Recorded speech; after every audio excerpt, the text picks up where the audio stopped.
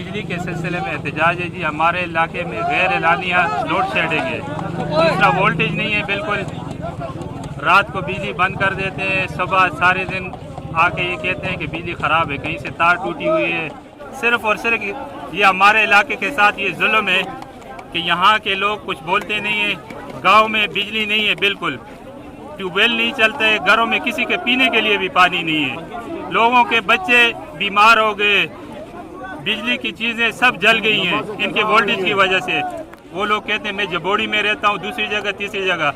हमें ऐसा लाइनमैन ऐसा वो नहीं चाहिए, ऐसा बंदा चाहिए। इनकी ड्यूटी 24 घंटे है, जो इधर हाजिर हो, बिजली का कोई भी मसला हो वो हल करे। और जो बंदा ये ड्यूटी नहीं कर सकता वो अपनी ड्यूटी छोड़ दे, उनको यहाँ से चेंज कर दिया जाए, सस्पेंड कर दिया जाए।